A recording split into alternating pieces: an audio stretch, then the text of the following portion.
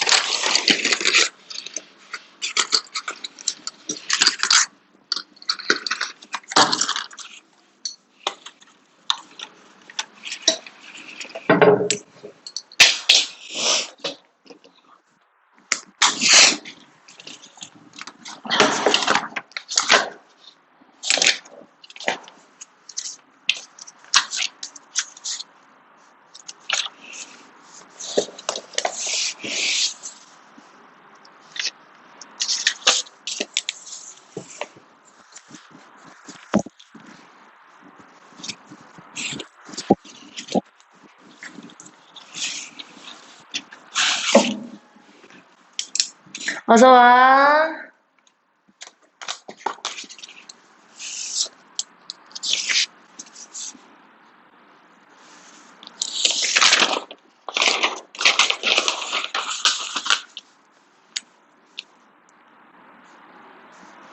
오늘이 11일.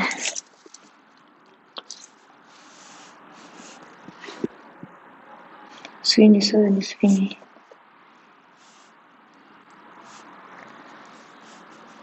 세나, 방이주. 규리가 안 들었군요. 그런가? 오늘 도수쌤이 따로 안 하시나?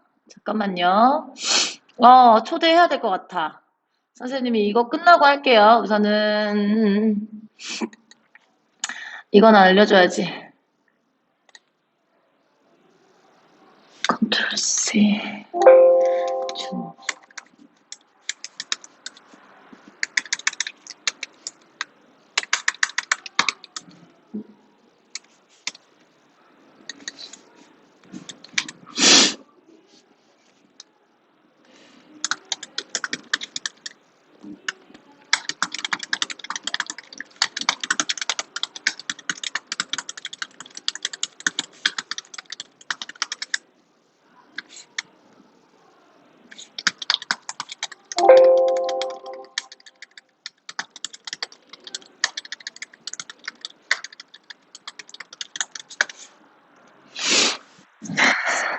알려줘서 고마워. 어서 들어와요.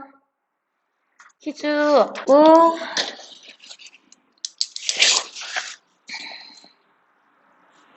김희주예요? 방희주군요. 희주가 3명이에요? 윤아영, 세나, 수빈이 왔고, 소연이 왔고,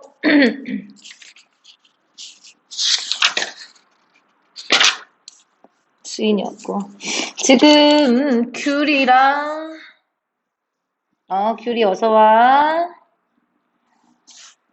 김희주, 박희주만 들어오면 되는군요. 희주가 3명이군요. 이러기 쉽지 않은데 한반에.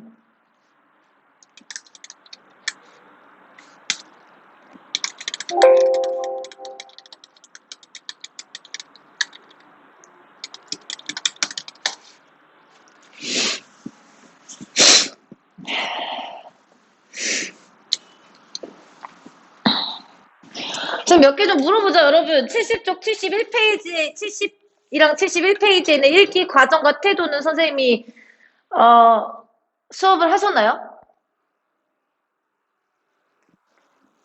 70, 71쪽에 있는 내용은 설명이 됐나요? 수업이?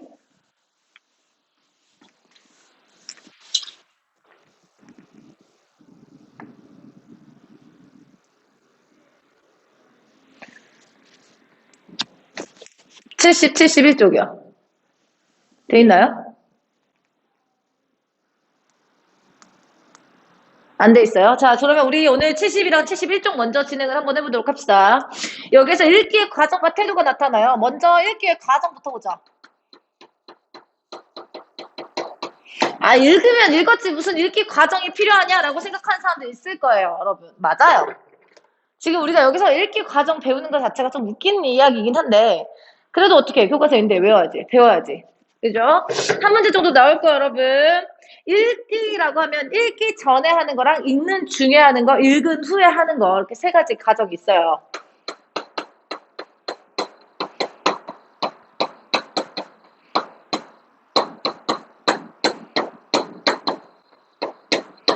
이렇게 세 가지 과정이 있거든요. 여러분 페이지가 70페이지고요. 읽는 중에서 제일 먼저 해야 될 게 뭐냐면 내가 이 글을 왜 읽느냐예요. 이걸 읽기 목적이라고 하거든요.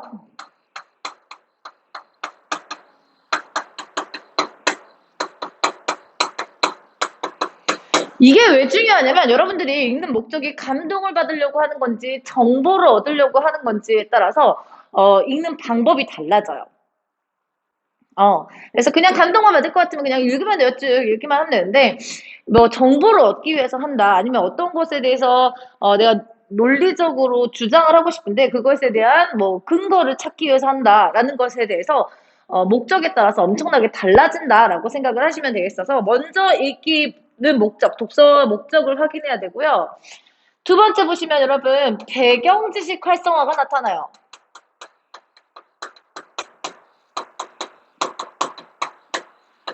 이게 무슨 말이냐? 여러분 제목을 보고 혹은 표지에 그림 같은 게 있잖아요. 그걸 보고 아 이게 무슨 내용이겠다. 별에 대한 내용인가 보다. 나 별 무슨 다큐멘터리 봤는데. 이런 것들 있잖아요. 머릿속에 떠올리는 과정이 필요하고요. 목차를 보시면 여러분 아 이게 어떤 내용이겠다라고 내용 짐작하기가 나타나요.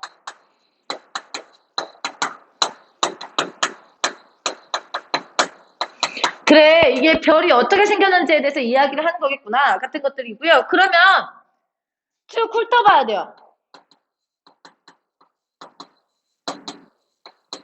뭐 여기에서는 글을 막 훑어보라는 게 아니고 여러분 사진 중간중간 사진이라든가 아니면 그냥 쭉 어떤 과정으로 가고 있는지 같은 걸 살펴본 후에 아 그러면 별이 이렇게 만들어지면 어떤 방법으로 만들어질까? 어떤 별들은 나이가 얼마나 될까? 이런 것들이 궁금할 거 아니에요 여러분. 그래서 그 궁금증을 적는 걸 이야기해요. 질문 만들기.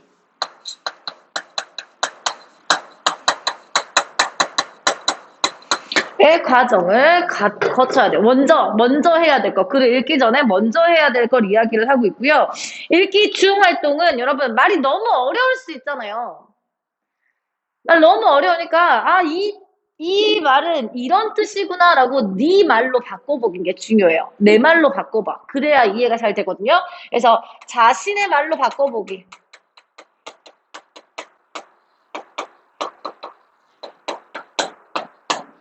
그리고 우리 뭐 했어 여러분? 예측을 했죠. 예측을 한 내용이 맞는지 확인하고 장면, 절차, 이미지 머릿속에 그리면서 읽고 그 다음에 예측이 맞았는지 확인하고 여러분 우리 예측했잖아. 여기 내용 짐작했고 훑어봤잖아. 그 다음에 질문을 만들었죠. 그러면 질문에 대한 답 찾기.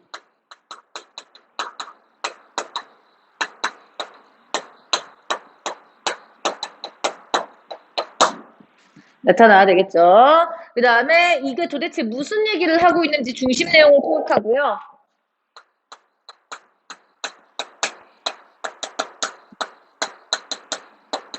먼저 사실적으로 읽은 후에 사실적 읽기는 어렵게 생각하지 마세요. 여러분 그 내용 그대로 받아들이는 것을 이야기를 하고 이게 여러분 어떤 사람의 주장이 돼 있는 글일 수도 있잖아요. 그쵸? 그런 경우에는 여러분 무엇도요? 사실적 읽기 후에 해야 돼요. 비판적 읽기. 아닌데 나는 아름다움을 느끼고 싶어서 글을 읽는데 하시는 분은 심미적 읽기를 하시면 돼요. 아름다움을 느끼려고. 심미적 읽기 하고요. 자, 이렇게 한 후에 여러분 현실 문제에 대해서 내 문제나 아니면 사회 문제 같은 것들의 해결 방안이나 이 사람과 다른 의견 같은 게 있을 수가 있잖아요. 그런 것들을 생각해내. 해결 방법 같은 것들을 생각해내는 걸 여러분이 창의적 읽기라고 하는데 창의적 읽기까지 하면 좋다라는 이야기를 읽기 중 활동에 하고 있습니다. 마지막에 다 읽었으니까 요약해야죠. 여러분 여기 자신의 말로 바꾸기는 이제 단어 뜻 같은 것도 알아보는 것을 이야기를 해요. 그 다음에 그림이나 도표 등을 사용해서 내용 정리하기인데 별로 중요하지 않아요. 그냥 내용 정리하기. 퀴즈 2명 다 들어왔나요? 아직 안 들었어요. 네.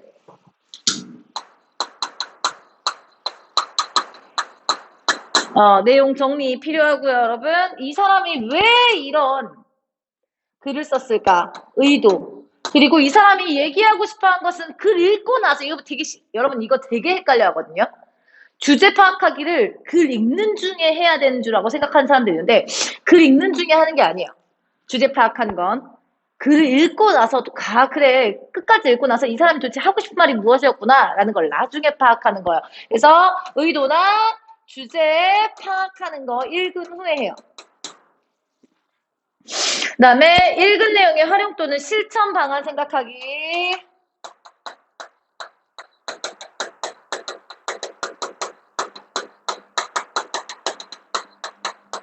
하고 여러분 맨 마지막에 관점 다른 글과 비교하기.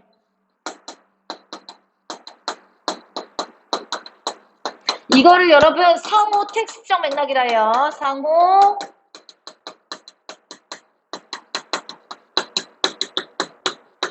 라고 하면서 이 사람이랑 생각 다른 거 있을 수 있을 것 같아. 한번 읽어봐야지. 이 사람과 의견이 똑같은 거 있을 수 있을 것 같은데 읽어봐야지. 같은 것들을 읽은 후에 해야 된다라는 이야기를 하고 있는 거죠. 자, 71페이지 보면요. 읽기의 태도가 나타나는데요. 그냥 여러분 이건 읽으시면 돼요. 비판적 태도로, 여기서 비판적 이렇게 있잖아요. 비판적 태도로 매체 읽는 방법. 매체의 다양화. 그래서 책, 신문, 텔레비전, 인터넷, 블로그, 사진, 영화, 광고 등의 매체가 여러 개가 있을 수 있으니까 이런 매체를 통해 독서의 활동이 이루어지고 있대요. 그래서 다매체 시대니까 우리가 지금 독서 환경 어떻게 해야 되냐? 정보통신 기술의 발달로 독서 매체가 다양해지면서 독서 방법도 다양해지고 있네요. 인터넷의 경우 텍스트, 시청각 이미지, 영상 등의 다양한 자료를 통해 다양한 방법으로 독서가 이루어지고 있고요. 다매체 시대의 독서 환경 변화에는 독서를 통해 새로운 정보를 쉽게 생산할 수 있게 하면서 다른 한편으로는 독서 과정에 가치 있는 정보를 선별할 수 있는 비판적 독서 능력이 요구되고 있으니 어떻게 해야 되느냐가 중요합니다. 여기 정보화 시대에 대한 독서 매체 및 문화가 다양해지고 있으므로 비판적 글을 읽을 수 있는 능력과 자세를 기르며 매체의 특성, 이 부분 밑줄 쳐야 돼요. 매체의 특성을 고려해야 돼요. 그래서 필자의 관점이나 표현 방법의 적절성을 평가하면서 읽어야 한다. 여러분 이는 안 해도 돼요. 안 해도 돼. 읽지 않아도 돼요. 머릿속에 필요 없는 정보를 굳이 넣을 필요가 없겠죠. 자, 선생님이랑 72페이지. 자, 여러분 이거 어떻게 진행을 할 거냐면 먼저 아프리카 TV로는 선생님이 여러분들 82쪽까지 숙제를 내줬대요. 그 지문을 해설을 해줄 거예요. 네. 지문을 해설해준 후에 줌으로 이동을 해서 여러분 틀린 문제를 왜 틀렸는지 왜 정답인지 같은 것들을 설명을 해드릴게요. 선생님 수업은 한번 이동을 해야 되긴 하지만 그래도 아프리카 TV로 해놔야 여러분들이 나중에 복습을 하는 거 도움이 될 수 있겠죠. 그래서 아프리카 TV를 사용을 해요.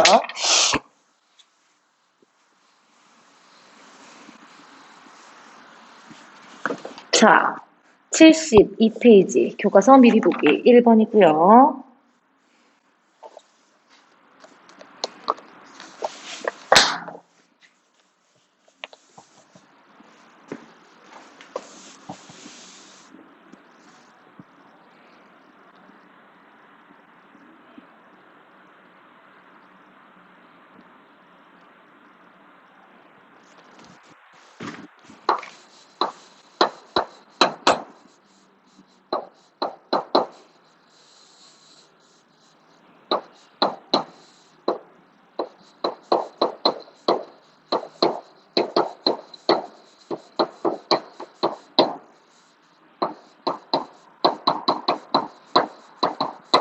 장르 영화의 구성 요소 정도로 정리를 할 수가 있는 이 지문 지금부터 설명을 할 건데 여러분, 비문학 지문에서 가장 중요한 건 뭐냐면 각 문단에서 얘기하고 있는 게 뭔지, 세부 내용 중에 중심 내용이 뭔지, 여기에서 어떤 문제가 나올 것 같으니까 여기에 밑줄을 쳐야 지 같은 것들이 중요해요. 그래서 보통 모의고사나 비문학 지문을 설명을 할 경우에 선생님은 문제를 먼저 봐요. 문제에서 뭘 요구하고 있는지를 먼저 볼게요. 먼저 보시면 윗글에 대한 설명으로 가장 적절한 것을 물어보는 문제는 여러분, 이 글이 어떤 구성으로 돼 있는지를 물어보는 문제예요. 시간의 흐름대로 돼 있는지, 세부 요소를 나눠놓고 있는지, 분석이라고 하죠. 여러 개를 묶어놓은 게 분류예요. 예시적 성격이 강한지, 주장하는 성격이 강한지, 뭐 통시적인지, 아니면 뭐 이런 것들이 있겠죠. 통시적이라는 건 시간의 흐름에 따라 나타나는 거고요. 이런 것들을 분석하고 한번 파악해봐라 라는 문제고요. 아주 기본적인 중에 기본적인 문제라고 생각하시면 돼요. 1번 문제, 이 글의 구성을 물어보는 문제고요. 세부 내용 파악하기 문제도 무조건 나오는데 2번에 나타나요. 세부 내용 파악하기. 세부 내용 파악하기는 어떻게 나오냐? 이 글을 읽고서 해결할 수 있는 질문이 아닌 것은 이런 식으로 문제가 나오거나 이 글에 대한 설명으로 적절하지 않은 것은 식의 문제가 나옵니다. 여기에서도 마찬가지죠. 읽은 후에 보인 반응으로 적절하지 않은 것은 여기에 나와 있는 정보가 아닌 게 무엇이겠느냐를 물어보는 세부 내용 파악하기 문제예요. 자, 그러면 이런 문제들은 여러분 1, 2, 3, 4, 5 선지라고 해요. 선지. 선지를 읽고 밑줄을 먼저 치고 확인하는 과정이 필요해요. 먼저 장르에 속하는 영화들은 여러분 밑줄 칠게요. 장면 묘사가 유사. 이런 단어들을 보면 왔다 갔다 하시라는 뜻이에요. 2번 영화 장르별로 각 장르에 속하는 영화들 밑줄 공통된 플롯.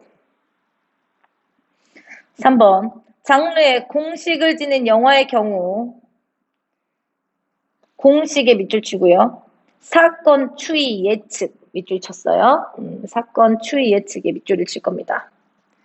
4번 장르 영화들이 보여주는 장르 고유의 특징은 관객의 만족도에 여러분 고유의 특징 밑줄 치고요. 만족도의 영향. 처음에는 어디에 밑줄 쳐야 되는지 잘 모를 수 있어요, 여러분. 근데 이거 연습하다 보면 늘어요. 자, 5번 시대별 관객의 관심사가 변함에 따라 여러분 밑줄 칠게요. 영화의 구성과 전개 방식이 달라질까지만 밑줄 치세요.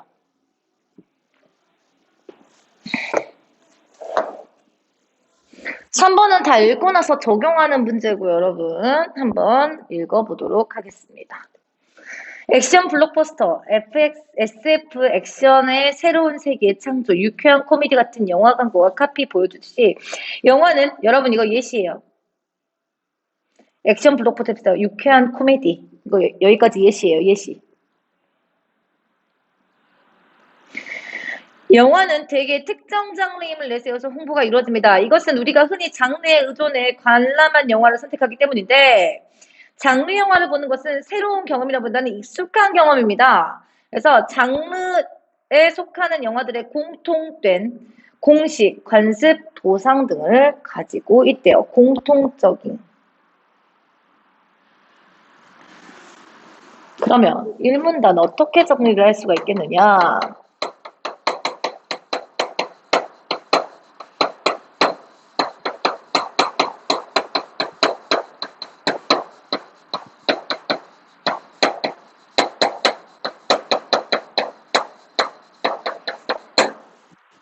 장르 영화가 가지는 공통된 구성 요소로 정리할 수가 있습니다. 자, 먼저 보도록 하겠습니다. 장르 영화는 장르별로 밑줄 상황, 모티프, 플롯, 인물형 등이 유사. 계속 칠게요. 관객은 이야기의 기본적인 대립 구조와 사건의 추이에 대해 예측할 수가 있다.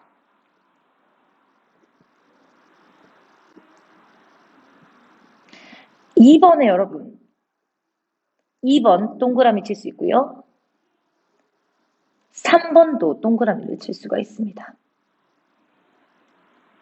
이렇듯 예측 가능하고 친숙한 전체적인 이야기 구조 혹은 장르 유사성을 구성하는 인물이나 배경, 플롯 등을 공식이라고 한다. 여러분 이렇듯부터 공식이라 한다까지 가로치세요. 정의. 공식의 정의.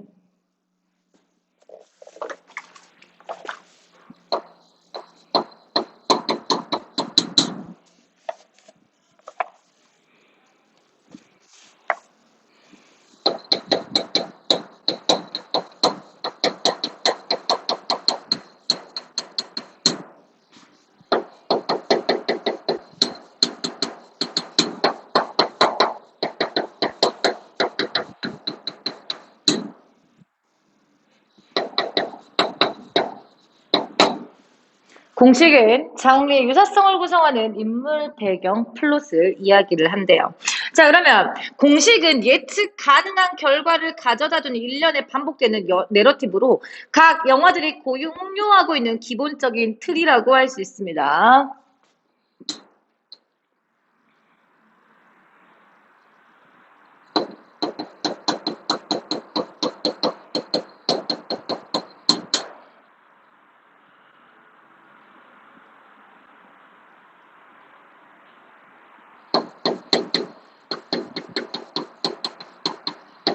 예측 가능성과 기본적인 틀 보이긴 하나 이거 빛 때문에. 그런데 기본적인 틀이 있다고 해서 각 영화들을 구별해주는 세부적인 차이가 없는 것은 아니래요. 장르 영화가 제공하는 즐거운 긴장감은 관객이 기대하고 예측 가능한 익숙한 공식과 기대하지 않은 변이형 사이에서 창조가 된대요.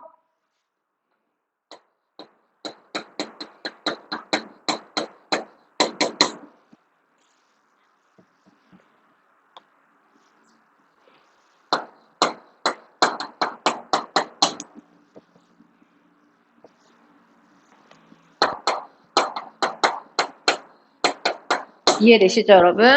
영화적 긴장감은 이렇게 형성이 된대요. 자, 그러면 관습은 무엇이겠느냐?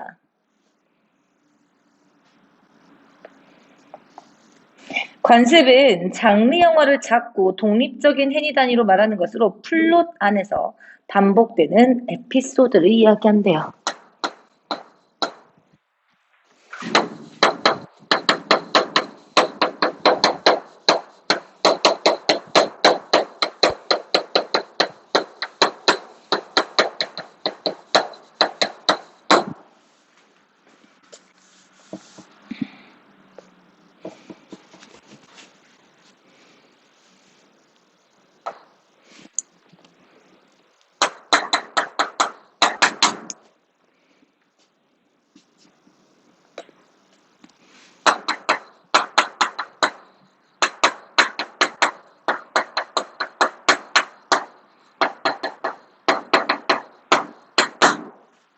플롯 안의 작은 에피소드죠.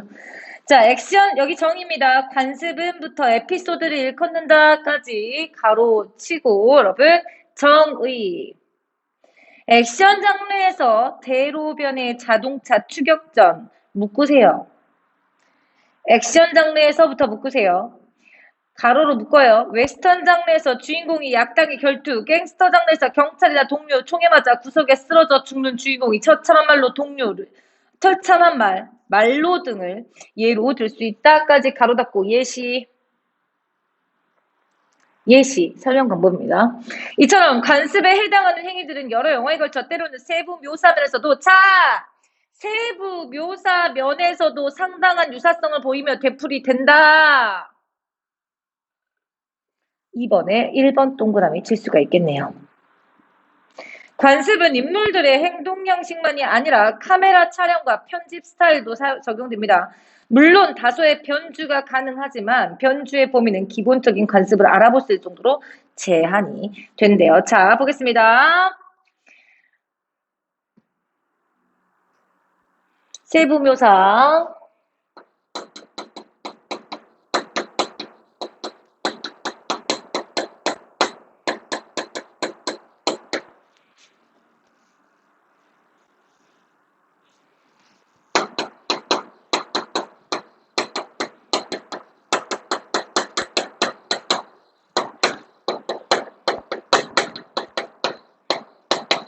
세부유사는 카메라 촬영 편집의 유사성하고 동그라미를 쳤고요, 여러분.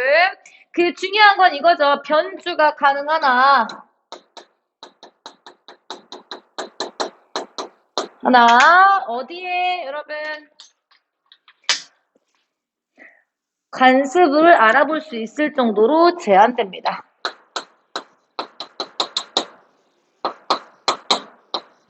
관습 내에서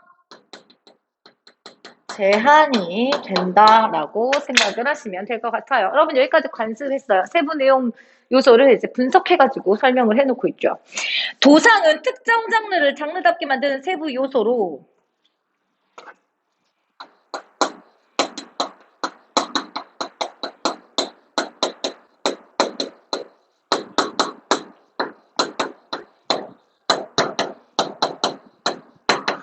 까지가 정의예요. 여기까지가 정의예요. 의상, 소도구, 세트, 소리, 스타 등 이거는 이제 예시죠.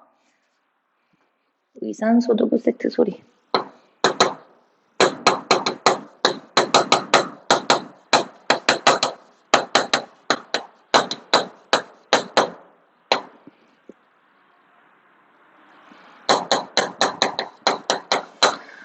어떤 거냐, 여러분. 우리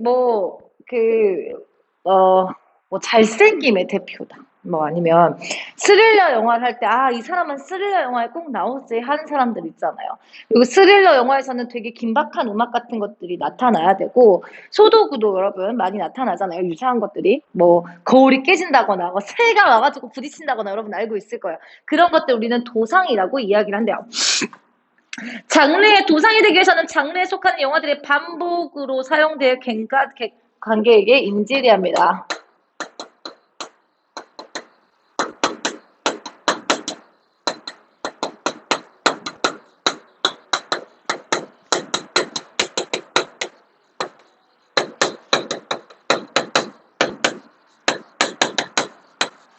이해되시죠?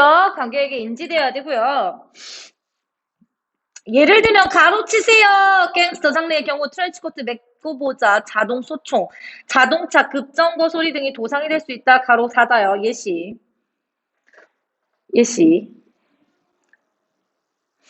도상이 제시되면 그것을 통해 인물의 역할, 특성, 심리, 사건의 전개, 추이 등을 알 수 있는 경우가 많다. 역할, 특성, 심리.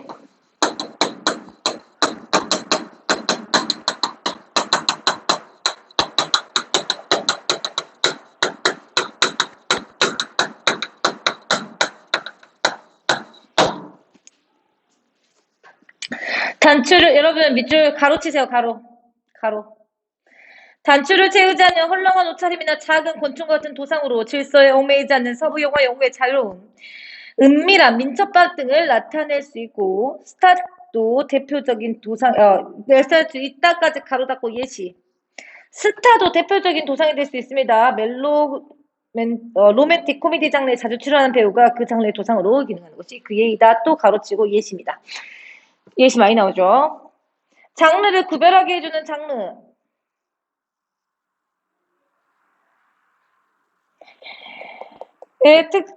고유의 특징은 여러분 밑줄 칠게요. 장르의 고유한 특징은 영화에 대한 관객의 만족도에 영향을 미친다. 2번에 4번 동그라미 칠 수 있네요. 그럼 2번 정답 나왔죠? 동그라미 안 친 거 하나밖에 없잖아요. 그죠? 정답 나왔잖아.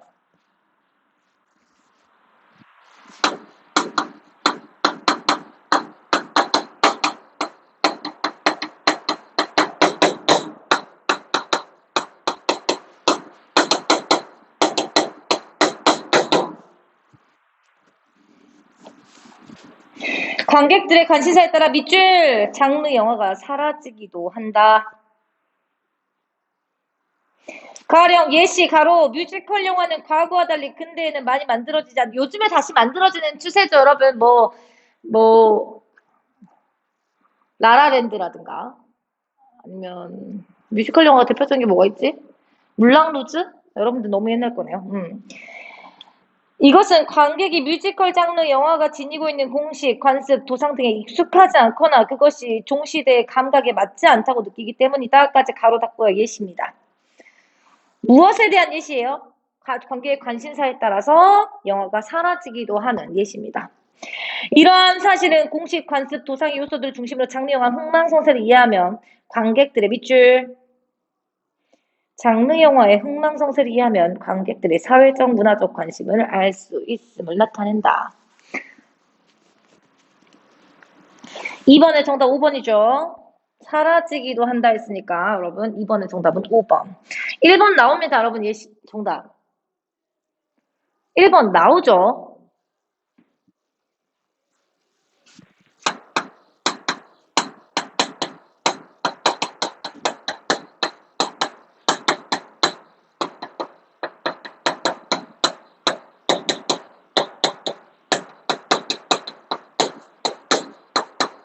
장르 영화 구성 요소의 분석에 구성 요소 분석에 의의 이렇게 적어놨습니다. 예시 많이 나왔고요, 여러분. 각 요소를 특성을 정의해놨으니까 1번의 정답 어렵지 않게 5번인 것을 확인할 수가 있죠. 3번 일글을 바탕으로 보기에 대해 이해한 내용으로 적절하지 않은 거. A는 많은 서부 영화의 주인공으로 출연해 서부 영화 장르를 대표하는 배우로서 많은 관객에게 기억되고 있다. 여러분 배우 밑줄 치고 도상 적었니? 도상. 관객들은 그를 고독하고 자유로운 이미지로 기억하는데 서부 영화 장르의 주인공이 거의 모두 밑줄 거의 모두 그러한 이미지를 지니고 있기 때문이다. 다음 서부 영화는 대부분 자 낡은 부추 밑줄 권총 말을 타고 어떤 마을로 들어가면 시작되는데 낡은 부추와 곤총과 말은 여러분 무엇이 되겠습니까? 이 중에 어딨냐? 도상이 되겠죠. 도상. 들어서면서 시작된다. 밑줄 그리고 악당들과 대결을 펼쳐 승리한다. 밑에 줄에 있죠. 이건 뭐겠습니까? 플롯.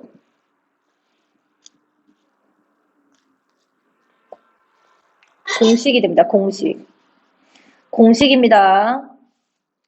공식이에요. 밑줄 쳤죠? 공식입니다.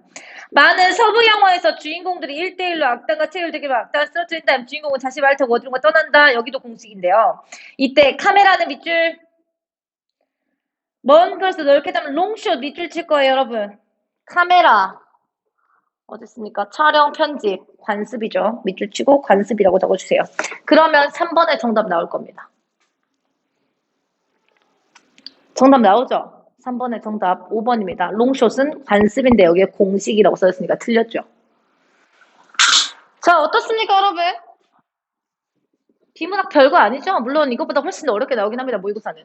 근데 이런 거부터 연습을 해보자 이거죠. 밑줄 치는 방법이랑 설명 방법 어떻게 돼 있지, 이 글의 구성 어떻게 돼 있지, 문제 어떤 식으로 풀 수 있을지 같은 것들을 선생님이랑 연습을 한번 해보자는 거죠. 교과서 미리 보기 2번으로 넘어갑시다.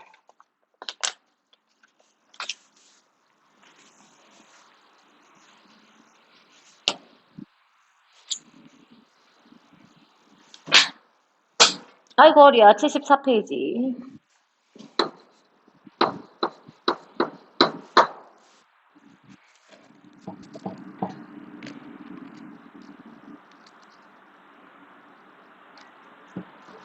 이거 신문기사거든요. 자, 여러분 신문기사라면 우리가 흔히 알고 있으면 정보를 전달한다고 생각하는데 신문기사는 여러분 주제, 표제, 부제, 전문, 본문에 여러분 이 글 쓴 사람의 무엇이 들어있는 경우가 많냐? 관점이 들어있는 경우가 많아요. 그러니까 이거 우리 비판적으로 읽어야 되는 거죠. 비판적으로 읽어보자는 걸 거예요. 한번 선생님이랑 보도록 합시다.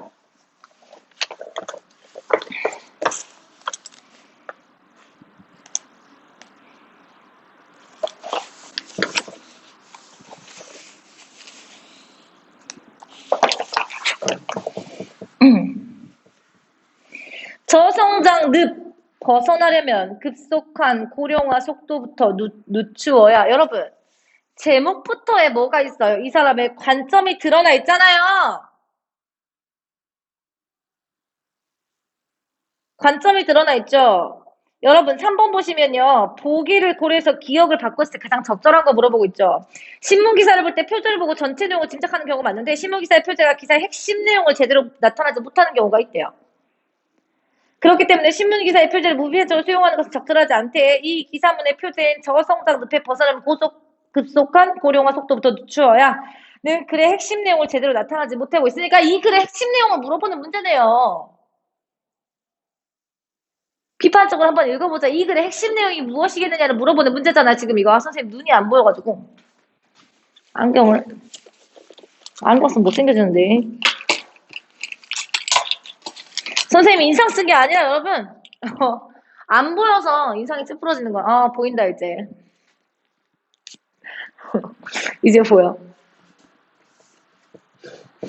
그러니까 이 글의 중심 내용이 무엇이겠느냐를 물어보고 있잖아요. 표제랑 안 맞는데 도대체 이게 무엇일까라는 이야기를 하고 있네요.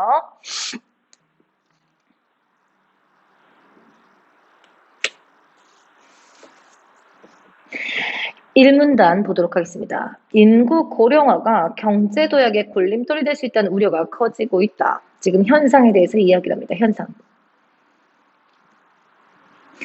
걸림돌이라는 단어를 보면서 우리는 알 수 있어요. 아, 인구 고령화를 긍정적으로 바라보고 있지 않구나. 이 사람은 부정적으로 바라보고 있구나. 크리스틴 라가르드 국제통화기금 총재는 땡땡대 강연에서 여러분 크리스틴 라가르드 밑줄 치고요. 권위 있는 사람의 의견을 인용하고 있습니다. 권위 있는 사람의 의견을 인용해요. 여러분 우리가 주장에 그 신빙성을 주기, 타당함을 주고 싶은 거죠. 4번에 정답 나오네요. 4번에 권위 있는 사람의 전문가라고 써요. 권위 있는 전문가의 견해를 인용하고 있다.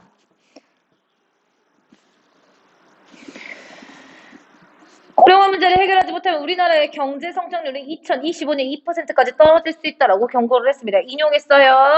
하지만 그는 노동 서비스 부문에서 과감한 개혁을 시도한다면 3.5에서 4% 성장이 가능할 것이라는 전망까지 덧붙였네요. 인구 고령화에 대비한 밑줄 인구 고령화에 대비한 개혁 방안이 마련되어 선행되어야 저성장의 늪에 빠지지 않을 수 있다. 밑줄 쳤죠? 인구 고령화는 우리만의 문제가 아니다. 그러나 우리나라는 고령화가 세계에서 가장 빠른 속도로 진행되고 있기 때문에 차별화된 대책이 요구된다. 1문단. 고령화 때문에 저성장이 되니까 어떻게 정리할 수 있어요? 1문단.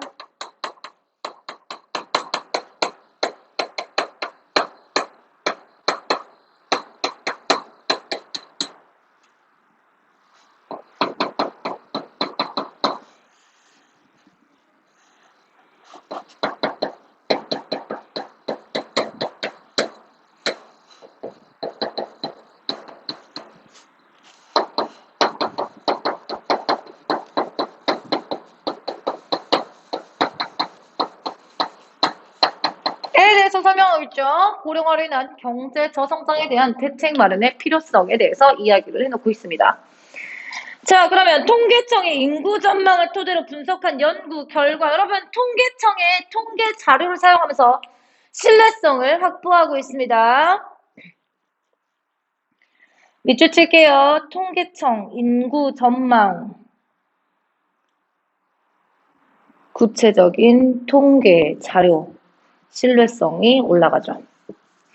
우리나라는 2050년까지 연평균 경제 성장률이 2% 수준으로 평균 5% 성장을 한 2005년에 대비해 3%포인트 낮을 것이라고 한다. 예측이죠. 예측. 고령화가 급속한 성장도나 요인으로 작용하는 것. 우리나라는 고령화로 인한 충격이 다른 나라에 비해 훨씬 클 수 있다는 사실을 염두에 두고 대책을 마련해야 한다. 밑줄. 대비책을 마련해야 한다.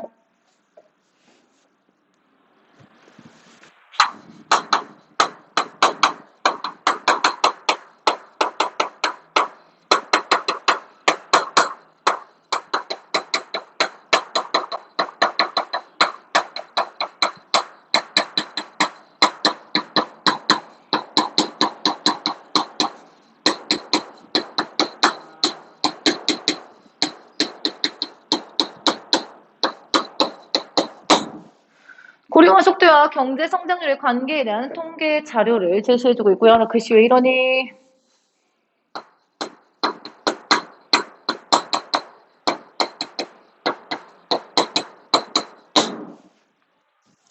선문단! 우리나라는 2026년 65세 이상 인구 비율이 20% 이상의 초고령 사회에 진입할 것으로 예상된다. 고령화 사회에서 초고령 사회로 바뀐 데 걸리는 시간은 27년으로 일본의 30년 비해 훨씬 짧다. 세계 최저 수준의 저출산으로 일한 사람 줄어들고 부양해야 할 노인이 많아지는 것은 우리 경제에 악영을 미칠 수밖에 없다. 노동시장에 유입되는 20세, 30대는 줄어들고 베이비 부머 등 윗세대들의 은퇴가 본격되고 있다. 밑줄! 이로 인해 핵심 노동력이 줄어들면서 생산성이 떨어지고 소비는 줄어들어 성장 잠재력을 갉아먹는 부작용이 생기고 있다.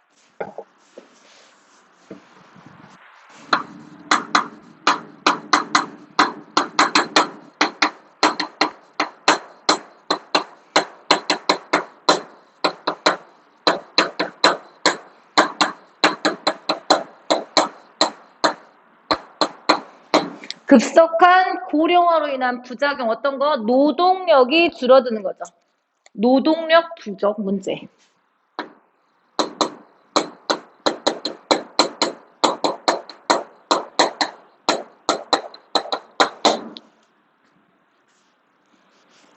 그리고 성장 잠재력이 떨어지죠.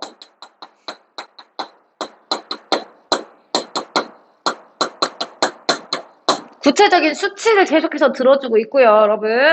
마지막, 고령화가 경제에 미칠 파장을 줄이기 위해서는 두 가지 측면에서 그럼 여기서부터 뭐가 나오겠어요? 뭐가 필요하다 했어? 대책이 필요하다 했잖아요. 두 가지 대책을 이야기하는데 두 부분에서 이야기를 한대요, 여러분. 그러니까 고령화로 인해서 생길 파장을 최소화하기 위한 방안이겠죠?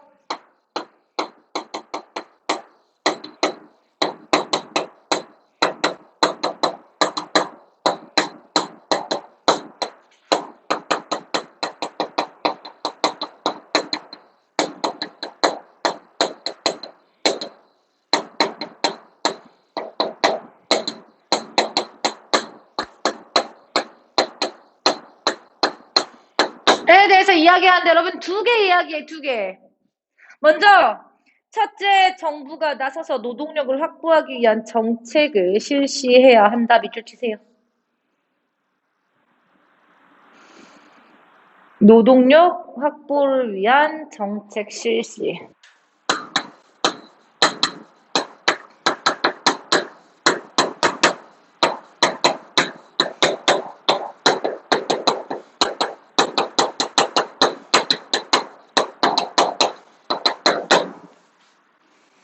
두 번째, 이거 예시예요, 그냥. 가로치세요. 여성의 인력을 최대한 활용하는 한편 외국인들을 포함해 우수한 인적 자원을 적극적으로 유지하기 위한 정책을 실시하고 국가 재정으로 늘어나는 노인복지에 대한 수요를 다 감당할 수 없으니 극가득의 임금 피크제 등을 통해서 고령자들이 경제활동을 할 수 있는 환경을 만들어주고 확대 지향적 정책을 추진해서 노동력을 확보하는 것이 바람직하다까지 구체적인 예시, 그러니까 구체적인 방안을 제시를 해주고 있는 거죠. 둘째, 밑줄 칠게요. 기업들이 연구개발 투자를 대폭 눌러 생산성을 높여나갈 수 있어야 한다. 기업들의 연구개발 투자.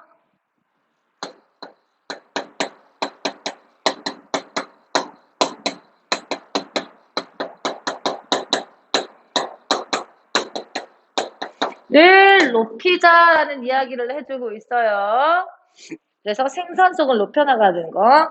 고령화로 인한 경제 성장 동력의 약화는 우리 사회의 커다란 불안 요소가 아닐 수 없다.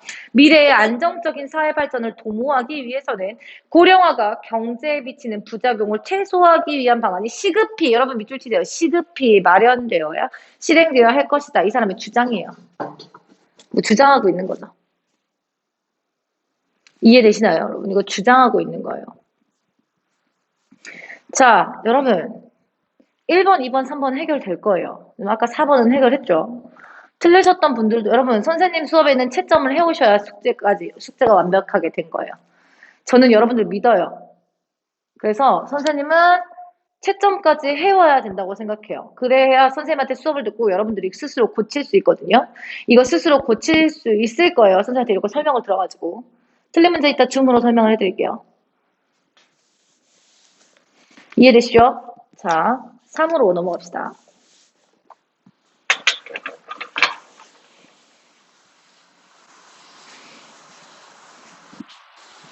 선생님 수업 쓸 것도 많죠? 네, 쓸 것도 많고요. 선생님 좀 세세하게 가르쳐주는 편이어가지고. 혹시 여러분 이때까지 읽은 것 중에 단어를 모르는 게 있었어요. 뭐 도모가 뭔지 모르겠고요, 선생님. 뭐 방안이 뭔지 모르겠어요. 이러신 분들 있으면 여러분 이건 기본적으로 알고 있어야 되는 단어들이거든요. 고등학교가 되면. 네. 무조건 알고 계셔야 되는 단어. 그러면 여러분들 이거 습관이 돼야 돼요. 이런 비문학 지문을 읽거나 문학 지문을 읽을 때도 마찬가지예요. 이해가 안 되거나 모르는 단어가 있으면 밑줄을 치고 여러분 찾아보셔야 돼요. 습관으로 만들어셔요, 여러분. 습관을 만드세요. 선생님 어렸을 때는 휴대전화가 뭐 2G폰이고 2G가 뭐야?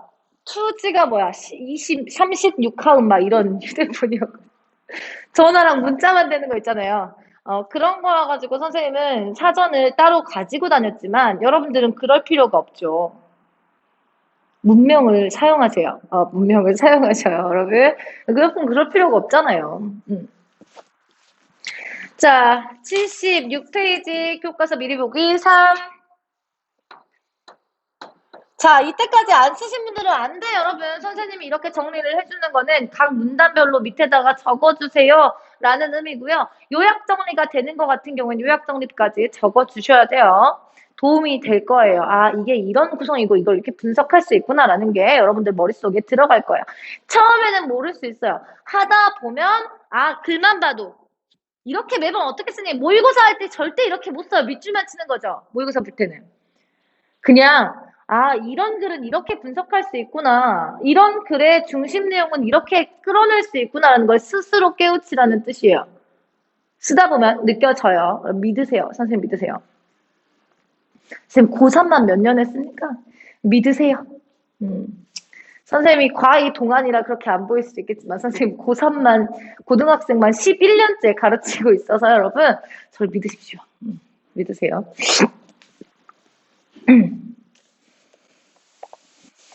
자, 이거 설명문입니다. 에너지 수학 기술에 대해서 이야기를 하고 있고요.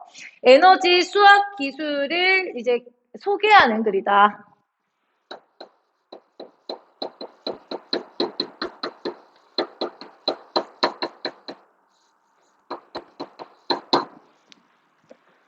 에너지 수학 기술에 대해서 설명하고 있는 글이다라고 생각을 하시면 될 것 같습니다.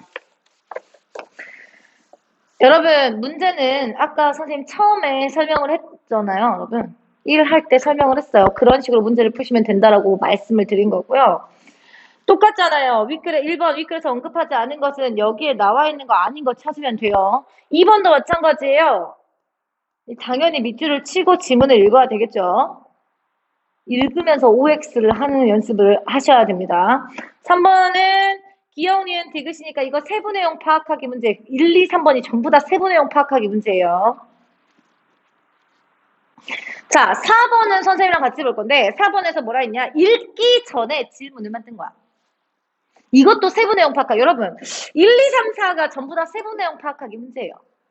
내용 파악하기 문제거든요.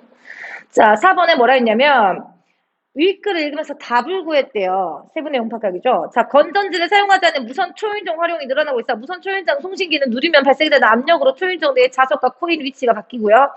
그러면 밑줄 전자기 유도 현상이 일어나 전기가 발생됨으로써 신호를 송실할 수 있게 된다.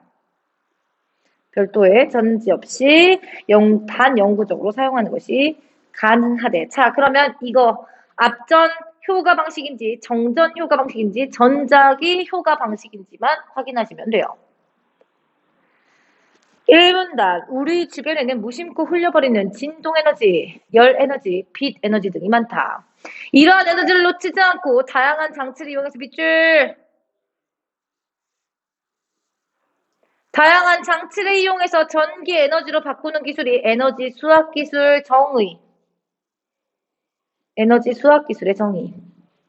주변의 에너지가 다양하듯 에너지 수학 기술 역시 다양한데 진동 에너지는 압전 효과, 정전 효과, 전자기 효과 등을 이용해서 전기 에너지로 변환되고 열 에너지는 열전 효과를 사용해서 전기 에너지로 변환되고 빛 에너지는 광전 효과를 이용해서 전기 에너지로 변환된대요.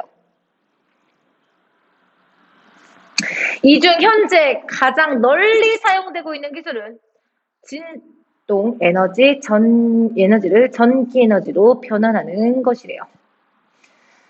자, 1문단 어떻게 하겠습니까? 에너지 수학 기술의 개념, 그리고 에너지 전환 방식.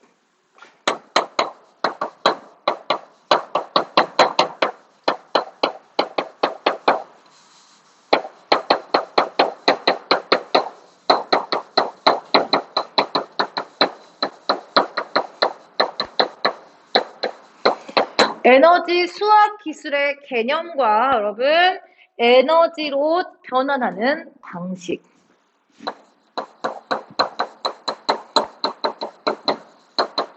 에너지 전환 방식 여러 개 있다라고 방금 전에 얘기했어요. 어떤 게 있다 했어요? 압전 효과, 정전 효과, 전자기 효과 나타나고요. 열전 효과와 광전 효과가 나타난대. 우리는 그 중에 제일 많이 사용되고 있는 진동 에너지를 전기 에너지로 바꾸는, 변환하는 기술에 대해서 한번 공부를 해보자라고 이야기를 하고 있는 거예요. 진동 에너지를 수학하는 기술은 변환 방식에 따라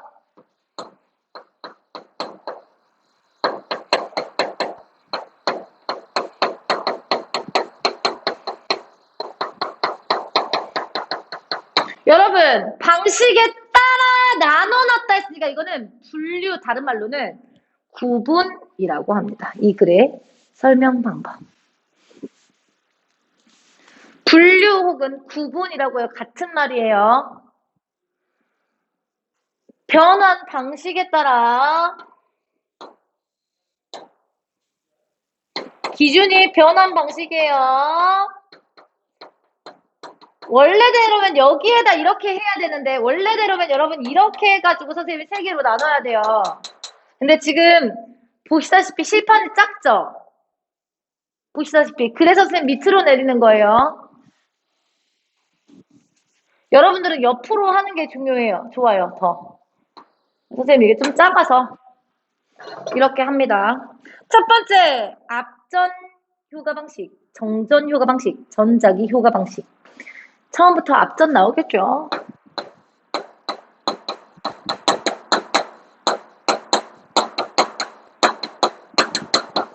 여러분 우리 이 문단은 그럼 아주 간단하게 할 수가 있어요. 압전 효과 방식은 밑줄 칠게요. 압전 효과 방식, 진동에 의해서 압력이 발생하면 전기가 유도되는 현상을 이용한 것. 정의, 진동,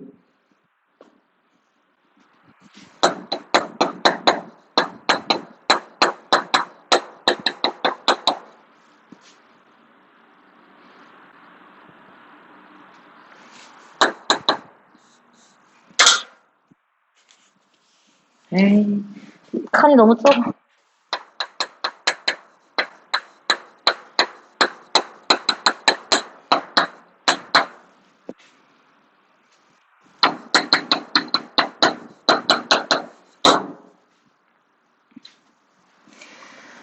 에너지 변환 효율이 가장 높아요.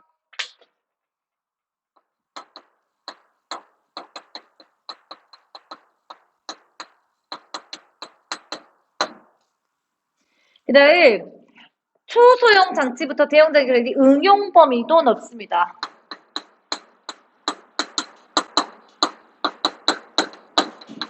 이렇게 장점이 많으면 여러분 이거 계속 써야 될 것 같은데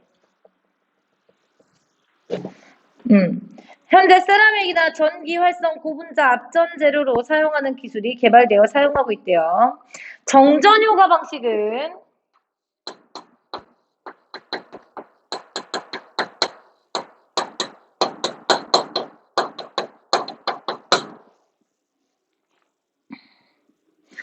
진동에서 정전기가 발생해서 전기가 유도되는 거.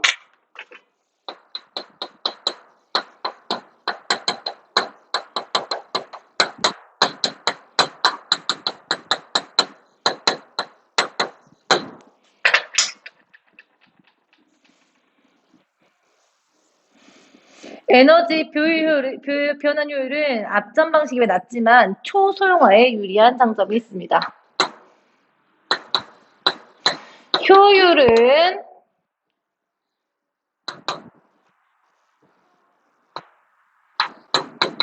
앞전 방식보다 낮아요. 그러나 유리한 점이 있다 했죠? 여러분, 초소형화에 유리하대요.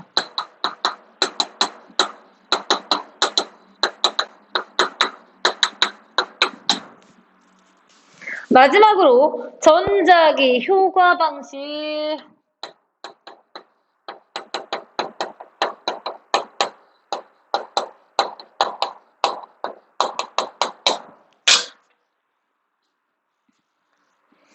진동에서 전자기 유도가 발생하고요. 여러분, 전자기 유도 현상 나타났네요. 아까 우리 4번에 밑줄 쳤죠?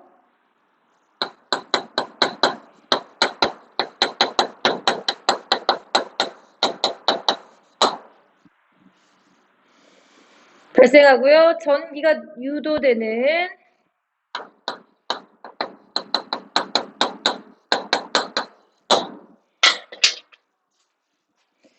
에너지 변환율이 낮아요. 초성화가 어렵습니다.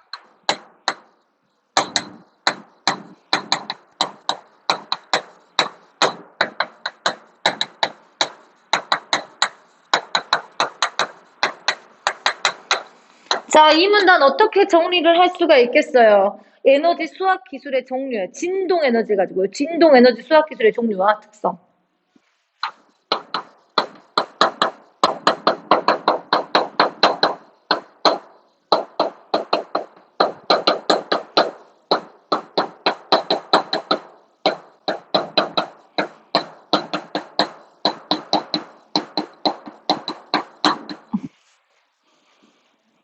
됐습니까? 야, 글씨 왜 내려가냐?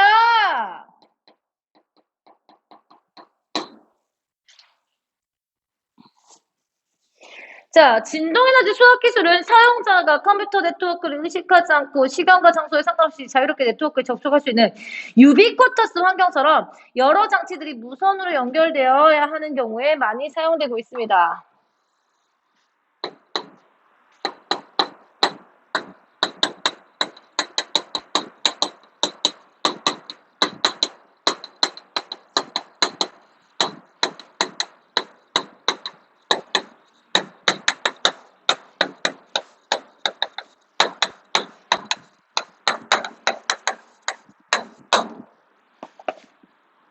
여러 장치들이 무선으로 연결되어야 할 때 많이 사용되고 있어요. 에너지 수학기가 장착된 장치는 자체적으로 발전하고 생산된 전력을 사용할 수 있기 때문에 전지를 이용하거나 전원선을 연결하지 않아도 돼. 그에 따라 경제적 부담과 환경에 끼치는 피해를 줄일 수 있으며 장점이죠. 우위. 이용 편리하고 편리성도 도모할 수 있습니다.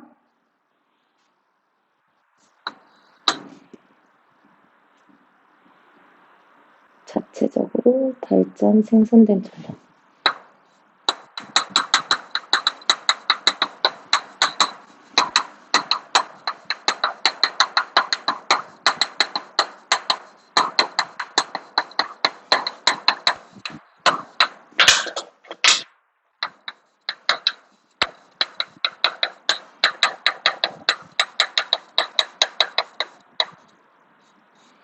환경적, 경제적 부담이 줄어든다. 원래는 여러분 이거 옆으로 올려야 돼요. 옆으로. 옆으로 해서 충분히 쓸 수 있는 공간이 필요한데 지금 안 되고 있죠. 밑에 잘 안 끊기죠. 에이. 에이.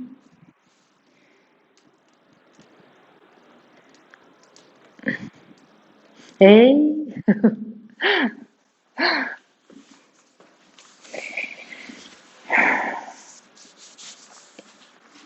이용의 편리성까지 있대요. 실내로 예시 가로치세요. 예시 일본의 한 미술관의 음성 안내용 스위치에 에너지 수학 기술을 적용했고 전시물의 배치를 수시로 바꿔야 하는 미술관 전원은 선을 설치하는 것이 적지 않은 부담인데 에너지 수학 기술을 적용한 무선 스위치로 비용이 절감하고 편리성을 도모한 것이다까지 가로치고 여러분 예시입니다. 3문단 진동 에너지 수학 기술의 활용 분야와 장점.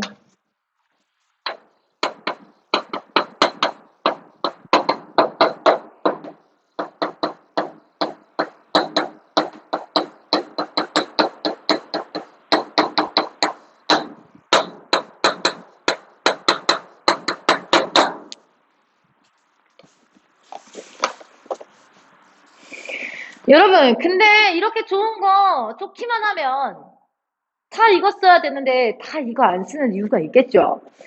현재 진동에너지 수학기술의 단점으로는 전력 발전량이 밑줄 전력 발전량이 적으면 에너지의 출력이 불연속적인 것.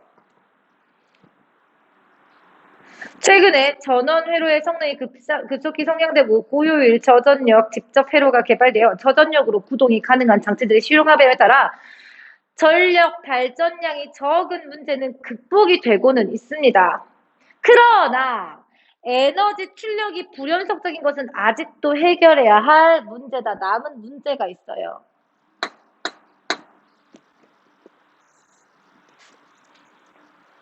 에너지 출력이 불연속.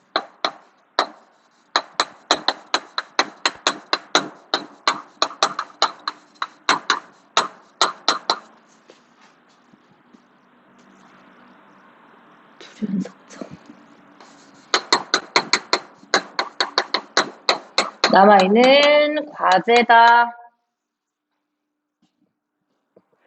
주위에 진동에너지원이 제거되면 저장되어 있는 에너지가 소멸될 경우 더 이상 출력이 이루어질 수 없는 것. 그래서 무선 센서 네트워크 시스템처럼 센서가 모은 데이터를 간헐적으로 손실하면 되는 경우에는 별다른 문제가 없지만 지속적이고 안정적인 에너지 공급이 필요한 장치들의 경우에는 에너지 수학 기술을 통해서 적용해 실용화하는 데는 어려움이 있대요. 이러한 문제가 해결되면 밑줄 치세요. 이러한 문제가 해결되면 에너지 수학 기술의 활용 분야 넓어질 것이다. 그랬죠. 선생님 밑줄 치는 별로 안 중요한 부분이래요. 맞아요. 이 부분 안 중요해요. 근데 선생님 왜 밑줄 치지 않냐면 이 글은 뭘로 끝났냐면 남아있는 과제와 전망으로 끝나고 방금 밑줄 친 거는 에너지 수학 기술의 전망이라고 생각하시면 돼요. 진동 에너지 수학 기술의. 그래서 지금 진동 에너지 수학 기술의 과제와 전망에 대해서 이야기를 해준 거예요.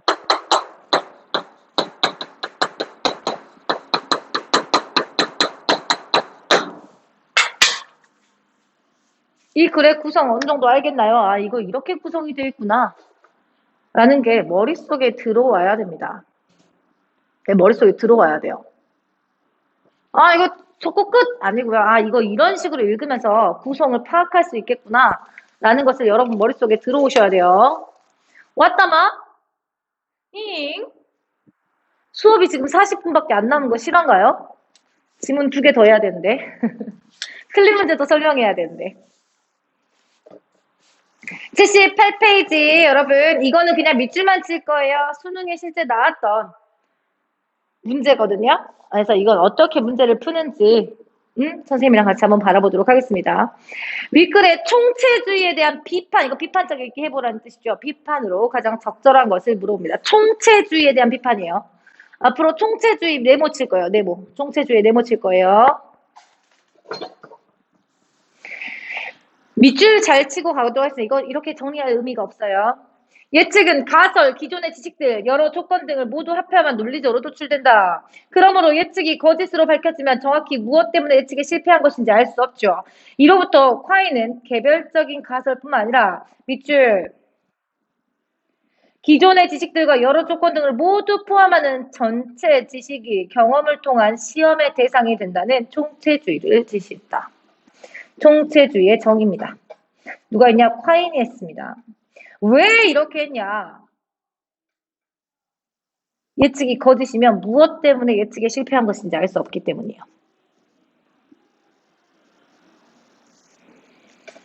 그래서 전체 지식이 경험을 통한 시험의 대상이 된다. 이게 총체주의입니다.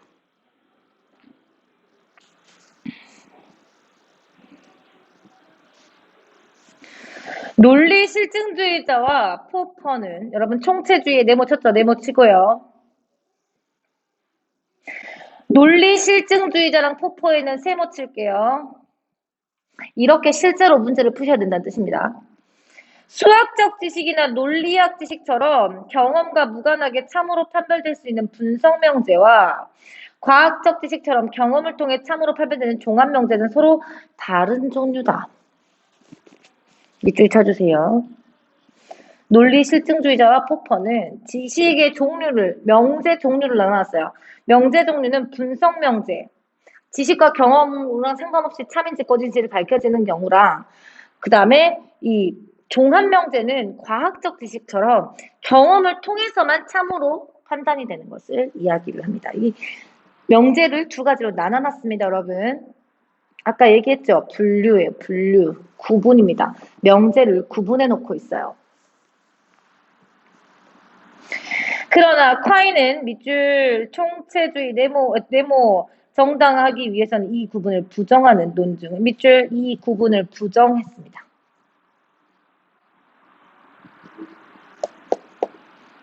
논리 실증주의자 포퍼의 구분에 따르면 총각은 여러분 논리 실증주의자랑 포퍼는 세모치기로 했죠.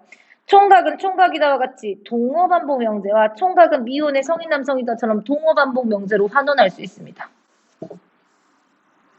있는 모든 것은 분석명제인데 그런데 후자가 분석명제인 까닭은 전자로 환원될 수 있기 때문입니다. 이러한 환원 가능한 것은 총각과 미혼 남성이 동의적 표현이기 때문인데 그게 왜 동의적 표현인지 물어보면 이 둘은 서로 대체하더라도 명제의 참 또는 밑줄 서로 대체하더라도 명제의 참 또는 거짓이 바뀌지 않기 때문이다 라고 할 것이다. 여러분 할 것이다야 할 것이다. 예측을 하는 거예요. 논리 실증주의자랑 포퍼가 이렇게 얘기할 것이다 라고 예측을 했습니다. 하지만 그것만으로 두 표현의 의미가 같다는 것을 보장하지 못해서 동의적 표현은 언제나 반드시 대체 가능한다는 필연성 개념에 다시 의존하게 된다. 여러분 밑줄 필연성 개념에 다시 의존. 이렇게 되면 동의적 표현이 동어 반복 명제로 환원 가능하게 되는 것이 되어서 필연성 개념은 다시 분석명제 개념의 밑줄 필연성의 개념은 다시 분석명제 개념에 의존하게 되는 순환론에 빠져버리는 거죠. 이게 무슨 말이냐면 총각은 총각이다와 총각은 미혼의 남성이다가 참이야. 우리가 이걸 분석명제가 되기 위해서는 동어에 대한 의미, 동어 개념, 필연성의 개념에 의존을 해야 되는데 이 필연성, 동어 표현이 언제나 대체 가능하다는 필연성에 의존해야 되는데 이렇게 하면 동어 반복 명제로 환원이 가능하게 돼서 다시 분석명제 개념에 의존을 할 수밖에 없는 거예요. 그러니까 분석명제를 표현을 하고 싶은데 동어를 사용을 하니까 필연성 개념에 의존을 하고 이 필연성 개념은 다시 분석명제에 의존을 할 수밖에 없는 거. 서로가 서로한테 계속 의존을 하고 있는 거예요. 이게 순환 원리죠. 따라서 콰이는 밑줄 콰인 네모 쳐야 돼요. 총체주의 주장한 사람이니까. 종합명제와 밑줄 종합명제와 구분되는 분석명제가 존재한다는 주장은 근거가 없다. 결국에는 전부 다 너네들이 하는 근거가 없는 빈약한 얘기다. 결국에는 순환 논증에 순환 오류에 빠지지 않느냐라는 이야기를 해놓은 거죠. 콰이는 분석명제와 종합명제로 지식을 엄격히 구분하는 대신 밑줄 경험과 직접 충돌하지 않는 중심부 지식과 경험과 직접 충돌할 수 있는 주변부 지식을 상정한다. 밑줄 쳤죠? 경험과 직접 충돌해서 참과 거짓이 쉽게 바뀌는 주변부 밑줄 참과 거짓이 쉽게 바뀐대요. 뭐가? 주변부 지식이. 자, 중심부 지식은 밑줄 주변부 지식의 토대가 되네요. 주변부 지식의 토대가 되는 중심부 지식은 상대적으로 견고하다까지. 그러나 이들의 경계를 명확히 나눌 수 없기 때문에 콰이는 중심부 지식과 주변부 지식을 다른 종류라고 하지 않았어요. 밑줄. 중심부 지식과 주변부 지식을 다른 종류라고 하지 않았다.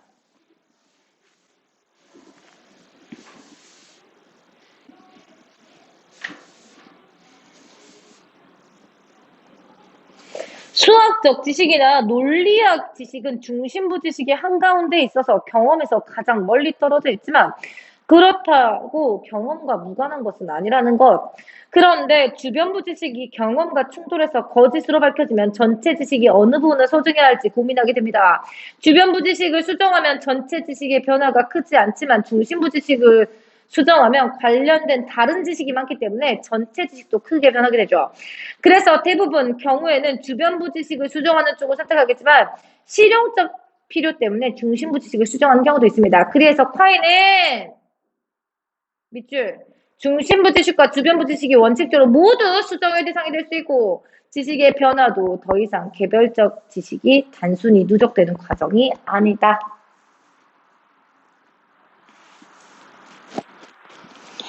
총체주의 네모 특정 가설에 대해서 제기되는 반박이 결정적인 것처럼 보이더라도 그 가설을 실용적으로 필요하다고 인정되면 언제든 그와 같은 반박을 피하는 방법을 강구해서 그 사설을 받아들일 수 있다. 그러나 총체주의는 A면서 동시에 B가 아닐 수는 없다와 같은 논리학의 법칙처럼 밑줄 아무도 의심하지 않는 지식은 분석명제로 분류해야 되는 것 아니냐는 비판에 대해서는 답을 하기가 어렵다. 한 개까지. 자, 그러면 어렵죠? 수능 문제는 확실히 어렵네요. 그래서 여러분 이거 안 해준 거예요. 아직까지 이건 할 필요는 없고 문제를 한번 풀어보자는 뜻이거든요. 자, 1번 가설로부터 논리적으로 도출된 예측이 경험과 충돌하더라도 충돌 때문에 가설이 틀렸다고. 여러분 가설 틀리면 바꾼다 했죠? 1번 아웃. 논리학 지식이나 수학적 지식이 중심부 지식 한가운데 위치한다고 해서 경험과 무관한 것은 아니다. 여러분, 경험과 다 관리가 된다고 했잖아요. 연결이 된다고 했어요. 이렇게 나누는 것은 누구냐면 실증주의자와 폭포예요. 그러니까 2번처럼 나누는 것은 실증주의와 폭포예요. 얘네들은 경험과 무관하다. 그러니까 이거는 2번은 실증주의자들을 비판하는 내용이에요. 총체주의가 아니고. 전체 지식은 어떤 결정적인 반박일지라도 피할 수 있기, 여러분, 어떤 결정적인 것들을 다 피할 수 있다고, 여러분? 그리고 수정 대상을 중심도 할 수 있다 했죠. 3번 아웃. 4번, 중심부 지식을 수정하면 주변부 지식을 수정, 여러분 반대네. 반대야. 중심부 지식을 수정을 하면 주변부 지식을 수정해야겠지만 주변부 지식을 수정한다고 해서 중심부 지식을 수정해야 되는 것은 아니다라고 이야기를 했죠.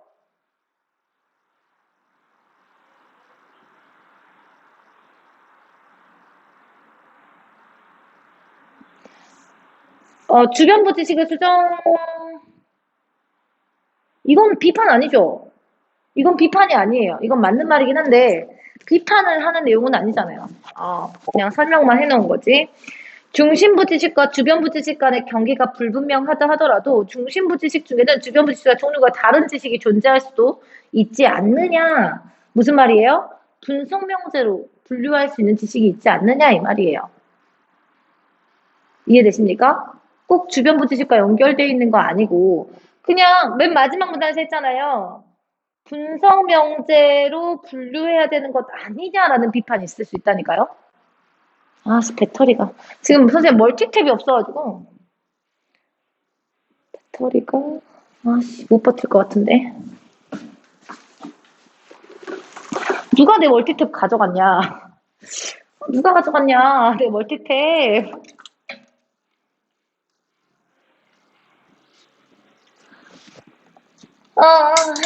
내 멀티탭. 히터를 빼고. 전 추워도 괜찮아요, 여러분. 괜찮습니다.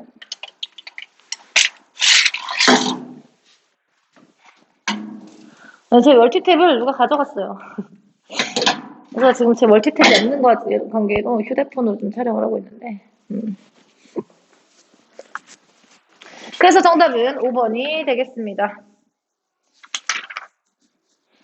너무 애매하다. 83초까지 숙제를 내주셨니, 여러분?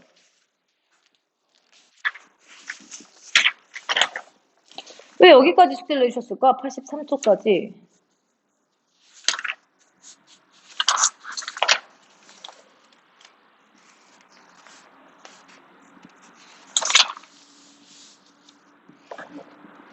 (83초까지) 내준 거 맞죠? 여러분 80페이지를 보도록 하겠습니다.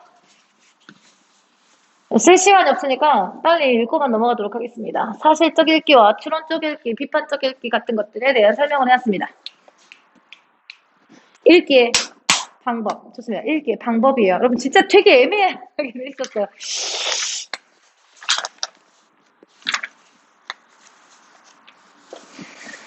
자, 여러분 아까 말했죠? 목적에 따라 글을 읽는 방법이 달라질 수가 있습니다. 다시 한번 목적에 따라 달라진다 했어요. 글의 읽기 방법, 글을 읽는 방법은 글의 읽기 목적에 따라 여러 가지로 나눠지는데 읽기 목적은 지식이나 정보를 얻기 위하거나 감상이나 즐거움을 얻기 위함, 내용이나 주장의 적절성을 평가하기 위함 등으로 나뉘는데 어떤 목적에 따라 글을 읽냐에 따라 사실적 독해, 추론적 독해, 비판적 독해, 창의적 독해로 나눌 수가 있대요. 자, 우선은 사실적 독해! 보통은 정보를 얻고 싶을 때 사실적 독해를 합니다. 한편의 글의 단어, 문장, 단어 등의 단위로 모여서 구조화되어 있는데 이와 같은 단위들을 통해서 글의 표면적으로 드러나 있는 정보 확인, 글의 구조와 전개 방식 등을 고려해서 의미 관계와 중심 내용을 파악하는 거예요. 이게 사실적 읽기예요. 이해됐죠? 정보를 확인하고 정보 사이의 의미 관계를 파악한 후에 중심 내용을 파악하는 방법. 그럼 추론적 읽기는 뭐냐면 이 새끼 이거 글 왜 썼지? 쓴 목적이 뭐지? 어떤 의도로 썼을까? 얘는 여기에 어떤 자신의 관점을 숨겨놨을까? 같은 것들을 파악하는 걸 추론적 독해라고 합니다. 뭘 사용하냐? 맥락과 밑줄, 글의 맥락, 독자의 배경 지식 등을 활용해서 생략되어 있는 내용이나 필자의 의도, 가치관, 관점 등을 파악하는 부분. 그러면 생략된 내용을 어떻게 하냐? 담화 표지. 여러분 담화 표지는 어떤 거냐? 첫째, 둘째, 셋째. 그러나 하지만 예를 들어 같은 것들을 여러분 담화 표지라고 합니다.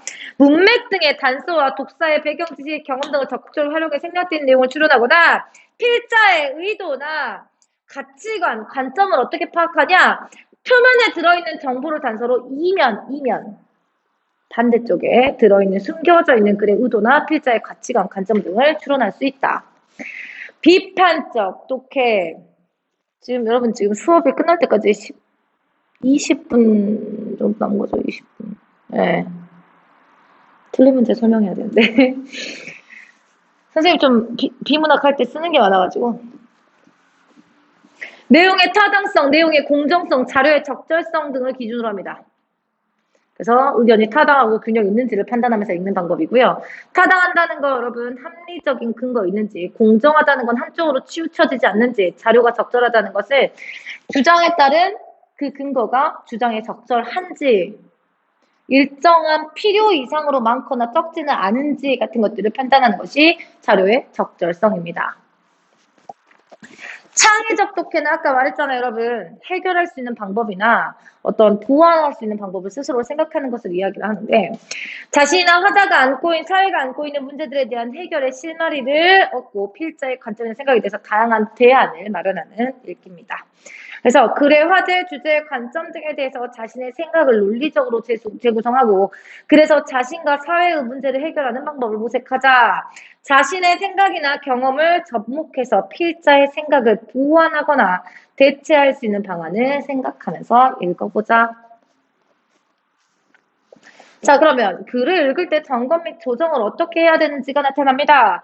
글을 읽을 때는 아까 선생님 목적 중요하다 몇 번을 얘기했어요. 여기도 또 나오죠. 목적을 고려해서 과정에 따라 자신의 읽기 방법이 적절한지 점검하며 조정을 해야 한다. 내용이 잘 이해되지 않거나 글을 읽으면 생성한 질문이나 문제가 해결되지 않을 때는 자신의 읽기 방법이 적절한지 판단하고 적절하지 않으면 다른 읽기 방법을 적용해서 자신의 읽기를 조정할 수 있어 한다는데 안 읽어도 됩니다. 안 읽어도 돼요. 윤두서 보도록 하겠습니다. 여러분 4번 먼저 봐봐요. 어떤 읽기를 방법을 사용한 거래요?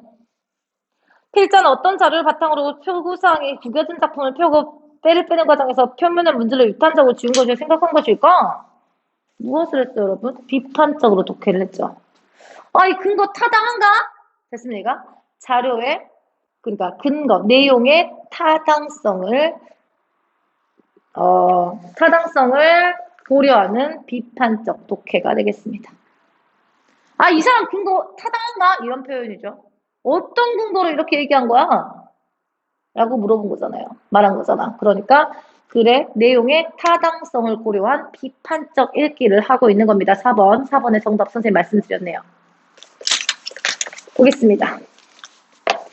이거 여러분 그 고등학교 1학년 책에 많이 나오는 지문이에요. 1995년 가을 윤두성 자야상 옛사진이 발견되었다.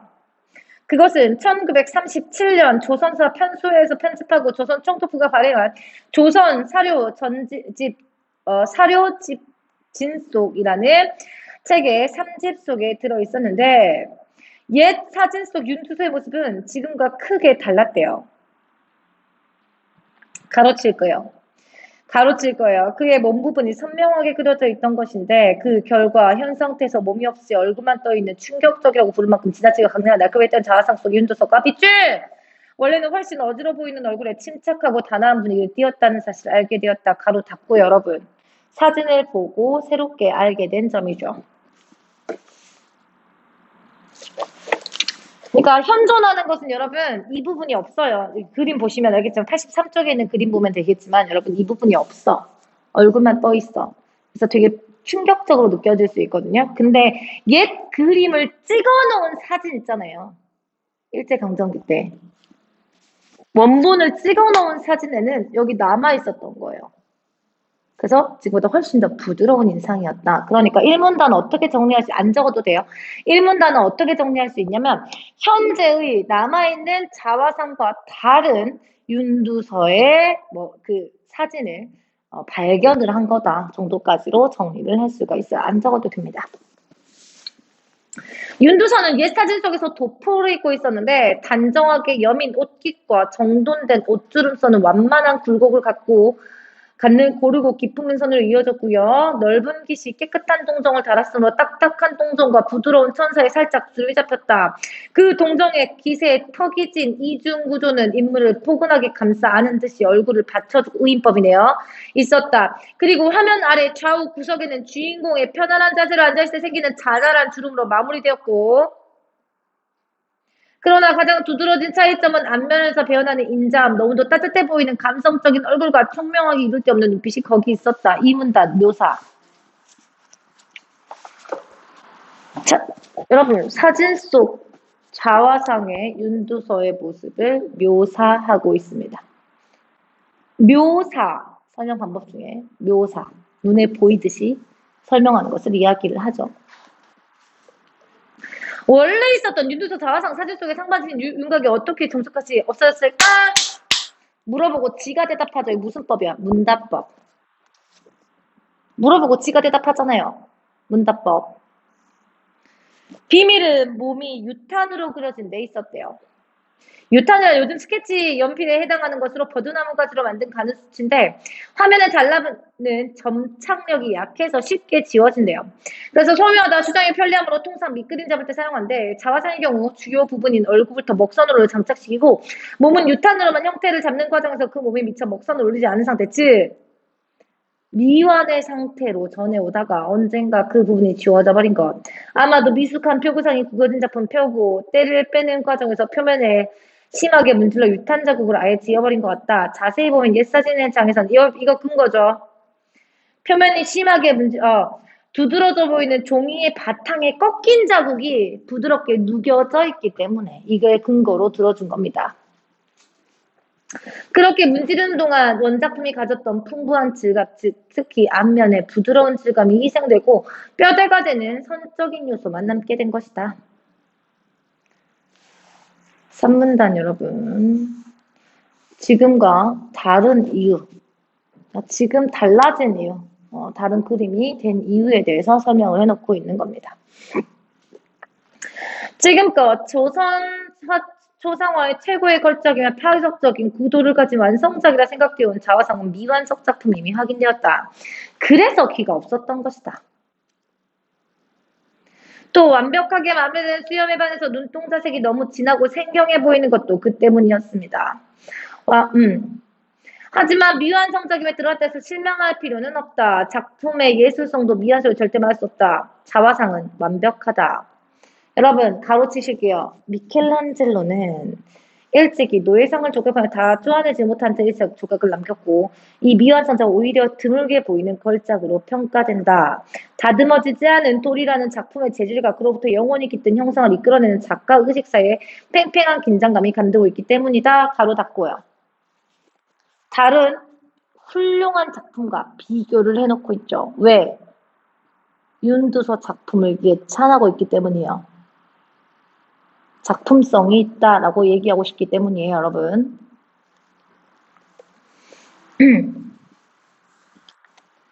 이와 같이 자화상은 미완성작이지만 오히려 그 덕분에 마지막 손길에 더해지지 않은 작가 자신에 대한 심오한 상념이 전개되는 거죠. 그리고 생생한 자기 성찰의 흔적을 그대로 보여준다. 그렇다면 미켈란젤로나 윤두서는 어쩌면 똑같이 미완성 속에서 더 이상 손댈 수 없는 완전성을 감지하고 그 이상의 작업을 스스로 포기했던 것일 수도 있다라고 이야기를 해놓고 있는 거죠. 너무너무 쉽죠. 왔다마 35분에 끝났는데 벌써 25분이네요, 여러분. 10분 안에 틀린 문제 설명할 수 있을까요? 숙제를 어디까지 내드려야 되냐? 이거 선생님이 숙제를 어디까지 내야 될지는 모르겠어요. 우선 89쪽까지는 풀어오시고요. 나머지 진도를 어디로 나가실지는 잘 모르겠거든요. 89쪽까지는 우선 숙제를 해옵시다. 우선 선생님 지금 바로 줌을 킬게요. 여러분 10분 안에 틀린 문제를 설명할 수 있었으면 좋겠네요. 이 다음에 또 수업 있잖아요. 여러분 빨리 선생님 줌 킬게요.